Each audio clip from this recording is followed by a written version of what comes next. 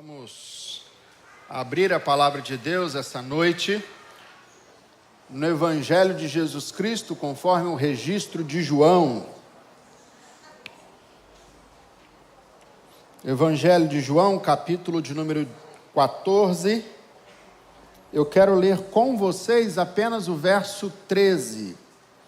Mas eu peço a você que deixe sua Bíblia aberta, tá? Porque a gente vai caminhar dentro desse texto esta noite. Hoje nós iniciamos uma série, Os Segredos das Palavras de Jesus.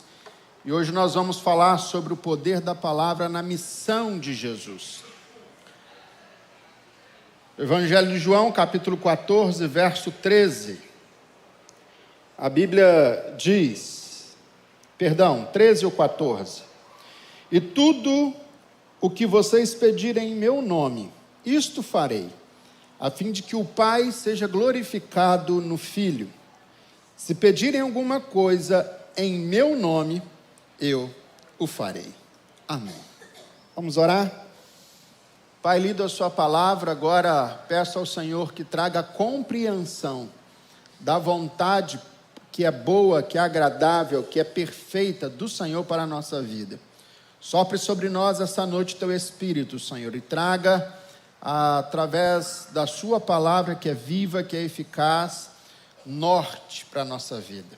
Nós estamos aqui com a nossa mente disposta, com o nosso coração aberto, a ouvirmos aquilo que o Senhor tem a ministrar ao nosso coração. Portanto, por graça e misericórdia, fale-nos essa noite. Assim nós oramos em nome de Jesus. Amém. Quando Jesus começou o seu ministério terreno, ele não veio apenas com curas, com milagres, ele veio também com uma mensagem, ele veio com uma proclamação. Jesus, ao vir sobre a terra, ele não veio simplesmente com sinais, ele também veio com uma mensagem. E nós precisamos entender essa realidade. O Evangelho de João, capítulo de número 14, na verdade, o texto, os versos que lemos, é o final de um trecho que começa lá no versículo de número 1, onde o Senhor Jesus vê os seus discípulos, os seus apóstolos, com um coração muito angustiado. E ele começa a dizer aos seus apóstolos: olha, por favor, não deixe o coração de vocês ficarem angustiados. Algumas outras traduções vai falar, não se turbe o vosso coração. E por que Jesus está dando essa mensagem aos seus discípulos? Porque ele tinha acabado, outrora, de anunciar coisas terríveis. Capítulos antes, Jesus tinha falado sobre a sua partida. Jesus tinha falado sobre o seu sofrimento. Jesus tinha falado que entre aqueles apóstolos, entre aqueles discípulos, haveria um que veria traí-lo. Portanto, a mensagem de Jesus não foi muito esperançosa para os seus discípulos. Isso trouxe um pesar, isso trouxe uma angústia, uma inquietação no coração dos seus discípulos. E Jesus então começa, olha, não se turbe o vosso coração, calma, não fiquem angustiados. Creia em Deus, em Pai, mas creiam também em mim. E Jesus então começa a dar uma palavra de esperança aos seus discípulos. Ele começa, olha, na casa do meu Pai há muitas moradas. Olhem, fiquem tranquilos. E há um diálogo de Jesus com os discípulos, e Tomé, verso de número 5, sai à frente e fala assim: Senhor, a gente não sabe para onde o Senhor vai, como é que a gente pode seguir o Senhor? Como é que a gente vai seguir o Pai? Como é que a gente consegue encontrar essa mensagem no meio de tantas coisas, no meio de tantas vozes? E aí Jesus para e ele começa a falar para os seus discípulos assim: olha, vocês estão andando comigo há tanto tempo e estão pedindo ainda para ver o Pai? Vocês me conhecem há tanto tempo e ainda vocês não podem dizer que nunca viram Deus. Quem vê a mim, vê o Pai. Nós entendemos claramente que Jesus estava dizendo aqui que ele era de fato o caminho, que ele de fato era muito mais do que um milagreiro, que Jesus veio como Senhor, como Deus, como Messias, e ele tinha um propósito a cumprir. Ele tinha uma mensagem a aplicar. Antes da multiplicação dos pães, Jesus multiplicou as palavras de vida. Antes dele acalmar a tempestade, Jesus acalmou o coração com o seu poder e com a sua voz. A missão de Jesus foi marcada pelo poder das suas palavras. Jesus, ao contrário dos fariseus, dos sacerdotes da época, Jesus falava não com conhecimento teórico, Jesus não falava com conhecimento técnico, Jesus falava com autoridade. Esta é a mensagem de Jesus. Jesus, ele não só trouxe uma nova mensagem, mas essa nova mensagem, esse evangelho, esse poder, ele veio envolto, ele veio dentro do invólucro de uma glória, de um poder, de uma autoridade que as pessoas nunca tinham visto antes.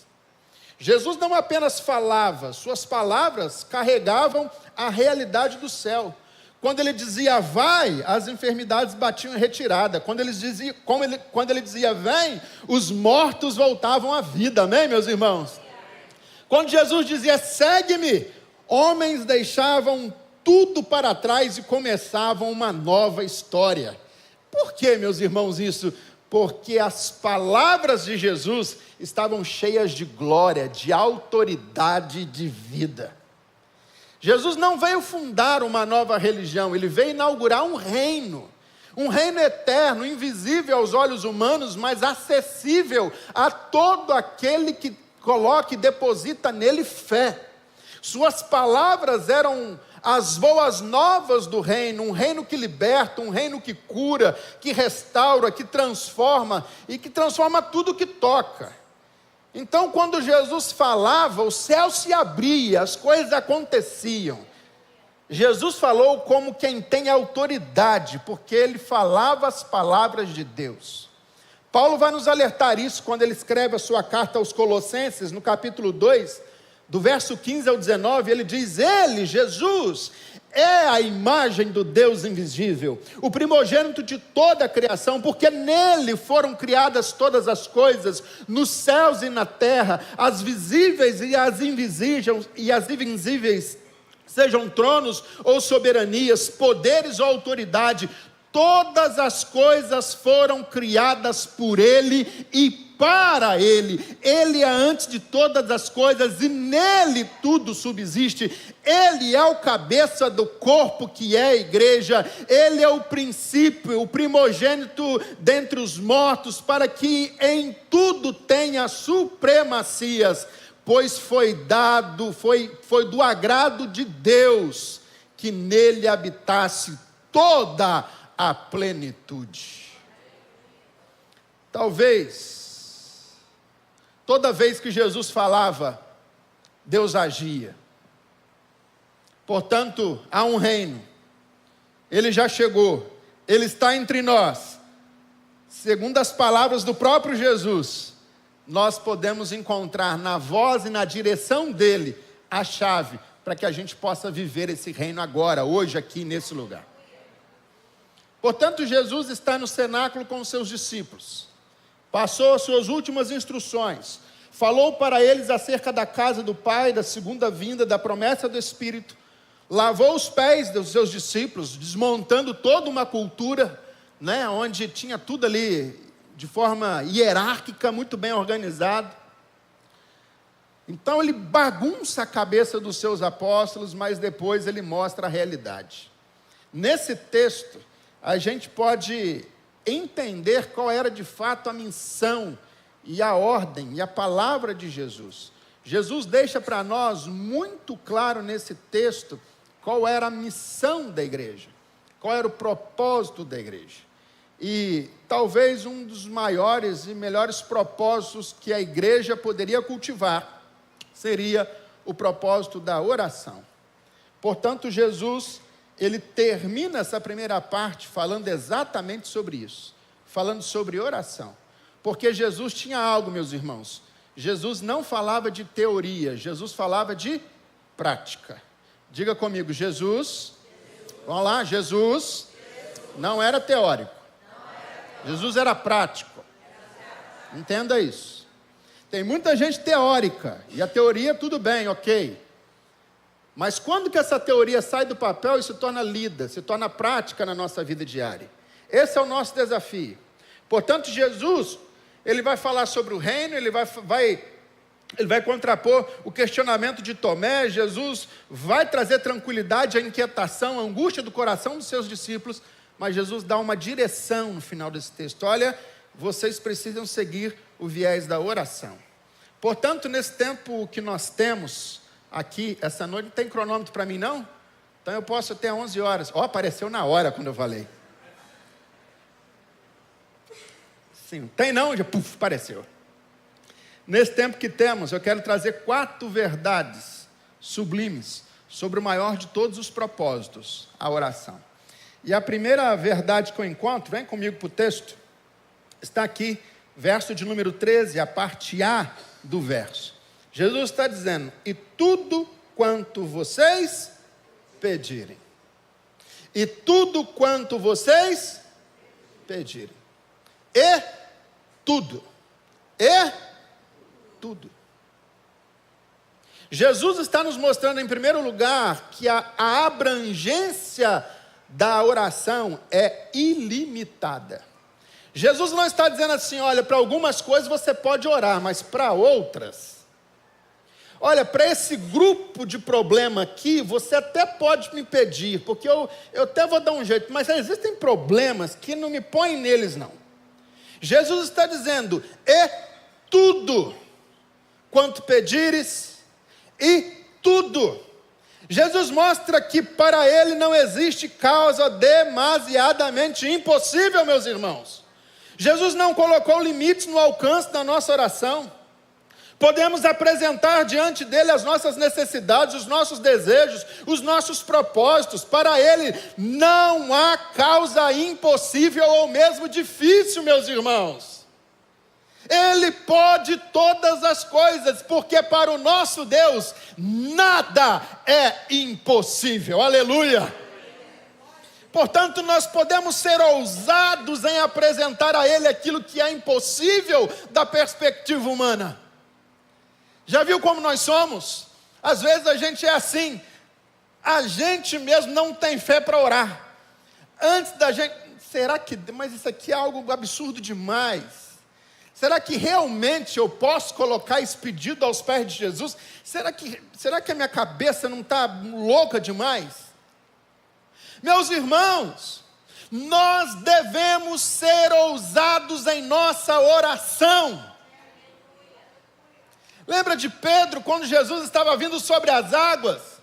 Pedro fez um pedido, ele fez uma oração. Se és o Jesus que eu conheço, e já que és esse Jesus, manda eu ir ter contigo por sobre as águas. Pedro estava dizendo: eu quero viver o que ninguém viveu, eu quero provar o que ninguém provou, eu quero experimentar a realidade que ninguém experimentou. Já que é o Jesus que eu creio, eu sei que o Senhor tem poder para me fazer andar por sobre as águas. Aleluia, você crê nisso, amém, meu irmão? Meus irmãos, não oramos a um ídolo mudo, mas a um Deus centrado no trono, que tem todo o poder nas suas mãos. Ele está sentado no trono, tem as rédeas da história nas suas mãos. Ele é poderoso para intervir no curso da nossa história e para atender o clamor do seu povo. Esse é o Jesus que você crê, esse é o Jesus que eu creio, amém, meus irmãos? Portanto, ouse apresentar grandes pedidos a Deus, ouse colocar diante dele o que é impossível aos seus olhos. É impossível para você, para o meu Deus não existe causa impossível. Já que é o Jesus que eu conheço, se tu és o Cristo, manda eu ir ter contigo por sobre as águas. E qual foi a resposta de Jesus? Vem. Qual foi a resposta de Jesus, meus irmãos? Qual foi a resposta, irmãos? Eu não senti convicção. Não, Pedro, calma aí, só eu que sou Jesus.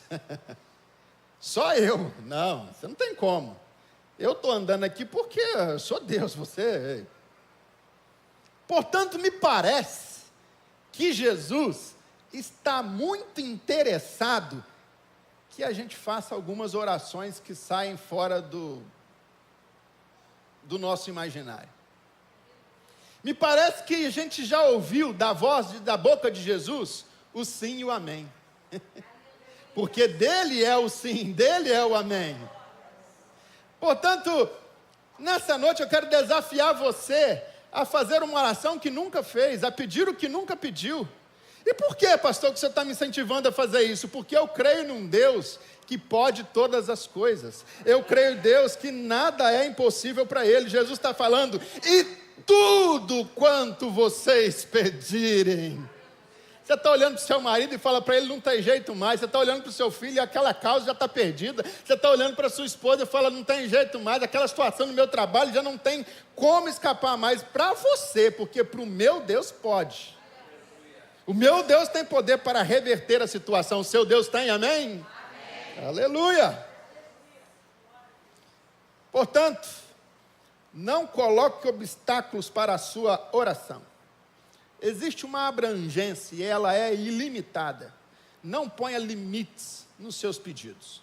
Segunda lição, segunda verdade que o texto nos mostra, é que a oração, ela deve ser colocada diante de Deus sem limites, mas existe um mediador. E esse mediador é que faz uma oração ser eficaz. Vem comigo para o texto. Jesus continua. E tudo quanto vocês pedirem, como é que está o restante? Em meu nome. Portanto, há um mediador, não é só pedir, mas pedir através, mediados por Cristo Jesus. Ele disse, olha, vai acontecer, mas tem que passar por mim. Não existe oração forte, nem pessoas poderosas na oração, eu queria te falar isso. Por quê, pastor? Porque não existe oração forte. Porque não existem pessoas que são mais ouvidas. Pastor, ora aqui por mim, porque o senhor é pastor, então o senhor deve estar mais perto de Deus. Não, meus irmãos. Sabe por que eu digo que não? Porque nós, quando oramos, nós não estamos fiados, nós não estamos baseados nos nossos méritos. Nós não estamos sustentados por quem somos, mas por aquilo que Cristo Jesus fez por nós na cruz do Calvário, aleluia. É nele. Portanto, não é eu te expulso em nome do Cristo que Paulo prega. Portanto, eu te repreendo em meu nome, porque eu tenho uma carteira, uma posição, um título atrás do meu nome. Não! Eu te expulso, as coisas acontecem porque há um Cristo, há um mediador entre Deus e os homens, e o nome dele é Jesus Cristo. As orações são atendidas não com base nos méritos de quem ora, mas pelos méritos daquele que media a oração, Jesus Cristo. Portanto, nós devemos nos achegar a ele fiados, achamos-nos diante dele falidos, mas ele tem todo o crédito.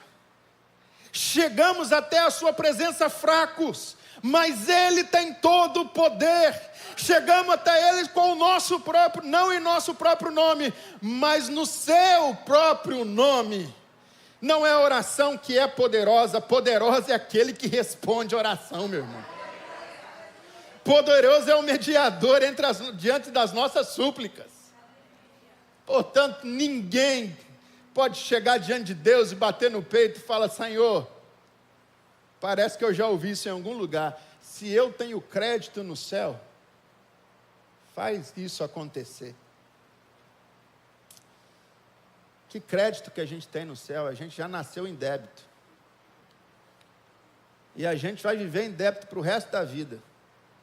E a gente só não vai para o inferno, porque Cristo pagou a nossa dívida na cruz do Calvário, algo que era impossível para nós pagarmos. Portanto, Jesus está dizendo, olha, não coloque barreiras para a sua oração, mas entenda uma coisa, eu tenho que estar presente na oração. Por isso que a gente ora em nome de Jesus, irmãos, entendeu? Por que a gente termina a nossa oração em nome de Jesus, amém? Tem gente que faz isso, nem sabe por que faz, né? Mas é por conta desse texto. É porque o próprio Jesus está dizendo que o mediador é Ele. Portanto, não há santos, não há homens ou mulheres especiais. Portanto, eu não preciso chegar a Deus por intermédio de homens falhos e humanos como eu. Eu chego até Deus através de Cristo Jesus, o nosso Senhor. A oração, nossa oração, não é que ela é poderosa, é porque a gente confia num Deus poderoso. E esse Deus do qual confiamos é o Deus que responde à nossa oração. Terceira verdade que o texto nos apresenta é que Jesus, Ele continua, e tudo quanto vocês pedirem em meu nome, como é que segue? Isso farei. Ou seja, há uma promessa segura diante da nossa oração. Aquele que nos ensina a orar, promete ouvir a nossa oração e garante que atenderá ao nosso pedido. Sendo assim, orar é unir a fraqueza humana à onipotência de Deus. É conectar o altar da terra com o altar do céu. É juntar homens falhos, pequenos, ao poder de um Deus criador do céu e da terra. Se tudo é possível para Deus, então tudo é possível por meio da oração. Sendo Deus soberano e fazendo todas as coisas conforme o conselho da sua vontade, Deus escolheu livremente agir por meio da oração do seu povo. Entenda isso. Mas Deus é onipotente, Deus Ele é onisciente, Deus já sabe, Ele sabe que eu preciso, Ele sabe, Deus sabe mesmo. Antes da palavra chegar à sua língua, Ele já conhece ela toda, fica tranquilo, Ele sabe mesmo. Está claro isso para todos nós, amém, meus irmãos? O Senhor tem todo o poder, Ele sabe de todas as coisas. Todavia, mesmo Deus sendo soberano, o próprio Deus, o próprio Senhor resolveu agir conforme o pedido e oração do seu povo. Por isso que Jesus nos incentiva a todo momento: batei e abrir-se-vos-á, busca e vocês encontram. Olha só, todo aquele que busca, todo aquele que pede, recebe. Portanto, meus irmãos, o pedido de Jesus não é outro, senão ore, busque, bata na porta. Ele é um Deus que está acessível a você, Ele quer agir, Ele quer mover, e você já tem por parte dEle o sim, o amém. Então pede, meu irmão. Aleluia! Se tudo é possível para Deus, então tudo é possível por meio da oração. Tiago, o irmão do Senhor, ele nos escreveu em Tiago 4, verso número 2. Olha só que coisa interessante. Nada tens. Por quê? Porque não pedis. É como um pai está doido para te dar um presente e te leva na loja de presentes. Está chegando Natal aí, né? Daqui a pouco, o dia das crianças antes, né? Agora dia 12. É o desespero dos pais e das mães aí, está chegando. Então ele te leva, ele te mostra todo aquele aparato, e você está ali com uma criancinha olhando aquilo tudo, sabe? E Deus está, lógico, estou parafraseando aqui, obviamente. E Jesus, parece que Deus está assim do seu lado, assim: pede, vai pedir nada não? E aí você olha: nossa, bonito isso tudo, né, pai? Sim, é lindo. Eu fiz tudo, é muito lindo. Vamos embora então. Aí quem sai decepcionado da loja é o pai, não é o filho. Ele está querendo dar, e você não quer, você não recebe porque não pede. É isso que a Bíblia está dizendo. Tiago vai falar: olha, nada tens, por quê? Porque vocês não pedem. E essa que é a realidade nossa. Eu não sei porcentagem. Não sei se o pastor Rodrigo tem esse dado estatístico. A média de crentes que oram hoje é baixa, né? Muito baixa. Mas, e aí a gente olha: por que as coisas não acontecem? Por que Deus não visita a igreja? Por que coisas maravilhosas? É porque a gente não pede. Porque a gente acha o nosso Deus, a gente acha que Ele é um Deus pequeno. que Ele pode fazer aqui, Ele pode fazer lá. Aqui no nosso meio, não. Não, Deus cura, mas só se vier alguém e fazer uma oração forte. E a gente não acha que a nossa oração, quando colocada diante de Deus, tem o poder. Olha só o que o Tiago está falando. Nada tens, por quê? Porque vocês não pedem. Vocês conhecem a história do indivíduo que pegou um navio, comprou um bilhete do navio, e ele só tinha o dinheiro para o bilhete. O navio ia viajar 1 ou 2 semanas, até chegar no seu destino. E ele não tinha dinheiro algum, ele falou, o único dinheiro que eu tenho, eu vou comprar o bilhete para entrar para o navio, e depois eu tenho que ver o que eu vou fazer. E ele sobrou alguns trocados, ele passou em frente a uma venda, e tinha ali alguns biscoitos na promoção. Ele comprou tudo aquilo de biscoito e levou para o navio. E chegou lá, e ele vendo todo aquele povo comendo, bebendo, se fartando, e ele ali no biscoito. Uma semana e pouca, até que o navio chega no local. E quando ele chega no local, o indivíduo já está azul de fome, porque passou aqueles dias todos à base de biscoito e água.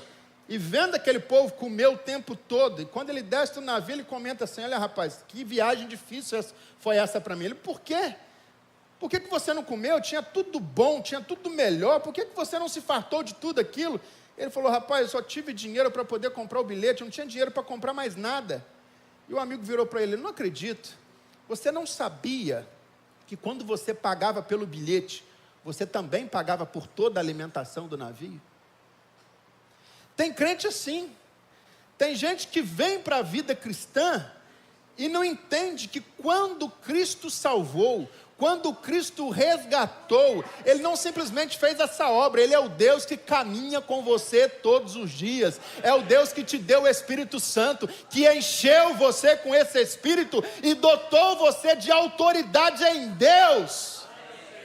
Por isso que Jesus está falando assim, pedi, meus irmãos, pedem, vocês vão receber, batam e vai ser aberto. O nosso próprio Redentor nos ensinou, pedi e dar-se-vos-á, buscai e acharei, batei e abrir-se-vos-á. Para de viver a vida cristã comendo biscoito, e aprenda a se fartar do manjar que Deus tem para você.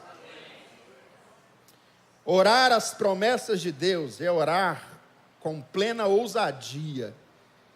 Ele não é homem para mentir. Em todas as suas promessas, nós temos o sim e o amém. Nenhuma das suas palavras cairão por terra. Ele é fiel para cumprir tudo aquilo que nos prometeu. Amém, meus irmãos? Eu encerro a minha palavra essa noite. Quarta verdade. Qual é o propósito da oração? Qual é o propósito final da oração? Jesus diz para a gente pedir tudo. Jesus disse que tudo isso tem que ser feito no nome dEle. Jesus já nos dá o amém. Sim, isso se você orar e pedir em meu nome, eu vou fazer. Mas qual é o propósito da oração? O propósito da oração é te dar aquilo que você deseja? O propósito da oração é confortar o seu coração? Qual é o propósito da oração? O texto nos mostra. Vem comigo, verso 13. E tudo quanto vocês pedirem em meu nome, isto eu farei, a fim, como é que está na sua Bíblia? Leia. Como é que está na sua Bíblia? A fim, o fim último da oração não é o bem do homem, mas a glória de Deus. Talvez isso decepcionou um pouco. Por quê? Porque o nome de Deus, ele é glorificado na resposta. Entenda isso. Portanto, o testemunho sobre o que Deus fez ganha um lugar de primazia dentro desta palavra. Testemunhar e dizer quem te deu, quem te fez, quem te curou, quem te libertou, quem restaurou sua vida, quem restaurou seu casamento, quem te curou da enfermidade. Quem fez isso, meus irmãos? Jesus. Nós precisamos testemunhar daquilo que Cristo faz, porque esse é o propósito. O propósito da oração não é simplesmente, Senhor, me dê mais recursos, não é simplesmente te dar mais recursos. O propósito da oração não é outro, senão trazer a glória para o próprio Deus. É Deus quem é glorificado. Quando o Senhor atende às nossas petições, às nossas súplicas, o Pai é glorificado e o Filho é exaltado, meus irmãos. Quem fez? Foi Deus. Sabe quando Jesus curava alguém? Esse homem, até os sacerdotes trouxeram ele para perto de Jesus para interpelá-lo, para poder interrogá-lo. Ele falou, eu sei que eu era cego e agora eu vejo. Eu sei que um homem chamado Jesus, ele trouxe salvação, cura e libertação para a minha vida. Portanto, meus irmãos, a oração, o propósito final dela, não é o seu bem-estar, não é a sua glória, não é o seu bem prazer, mas a glória de Deus, para que o nome de Jesus seja glorificado, meus irmãos. Quando o Senhor atende às nossas petições, às nossas súplicas, Ele é glorificado. A oração não é antropocêntrica, mas é teocêntrica. A oração não visa exaltar o homem, a oração tem o propósito de glorificar a Cristo. Por isso a gente volta em Tiago. Pedis e não recebeis. Por quê? Pedis mal. Mas como que eu peço mal? Vocês pedem para esbanjar nos seus próprios prazeres. Por que as coisas não acontecem? Porque o final último da sua petição não é a glória de Deus, é a sua própria exaltação. A oração não visa exaltar você, a oração visa exaltar o nome de Jesus. Tudo vem de Jesus, tudo é por meio de Jesus, tudo é para Jesus. Na mesma medida que as nossas necessidades são supridas em respostas às nossas orações, o Pai se torna glorificado no Filho. Na mesma proporção que apresentamos ao Senhor os anseios da nossa alma, encontramos nele a resposta. A bênção que vem do céu para nós, retorna para o céu. Ela vem e volta. Quando Deus visita, quando Deus cura, quando Deus restaura, quando Deus liberta, quando Deus faz, Ele vem com poder, com a glória dele, faz. Mas faz e volta. Porque ao mesmo tempo que Ele vem e te visita, a glória deve voltar para Ele. Cuidado em querer o lugar de Deus. A Bíblia diz que alguém, uma vez, lá no céu, quis o lugar de Deus, e ele foi expulso. Cuidado em querer o lugar de Deus. Cuidado em querer o posto de Deus. Cuidado em bater no peito e falar, está acontecendo porque eu pus a mão. Só aconteceu porque eu estava lá. Não é para você. Nunca foi sobre você. Entenda isso uma vez por todas. O que nós recebemos de Deus é por graça, é por misericórdia. Então cuidado, Moisés. Que às vezes você desce do monte com o rosto resplandecendo e você põe um capuz, porque a glória é grande, mas depois a glória vai embora e você continua com o capuz, para simplesmente mostrar para os outros que a glória ainda está lá e ela já foi embora há muito tempo. A bênção que vem do céu retorna para o céu, como um título de louvor a Deus, o único digno de toda a honra, de toda a glória, de todo louvor. Essa é a missão da igreja, mostrar que em Cristo existe poder, que a glória não é para nenhum homem, a glória é de Deus, e deve voltar para esse Deus. A missão da igreja não é outra, senão mostrar às pessoas que para as causas demasiadamente impossíveis aos olhos delas, elas podem colocar diante de Deus, porque em nome de Jesus, coisas sobrenaturais acontecem. Deus se manifesta, coisas grandiosas. Qual foi o segredo da palavra de Jesus nesse texto? Para mim, foi: e tudo quanto vocês pedirem em meu nome, isto farei, a fim de que o Pai seja glorificado no Filho. Esse é o propósito final, esse é o segredo. O poder está aí. Entender a supremacia da oração e o propósito dela.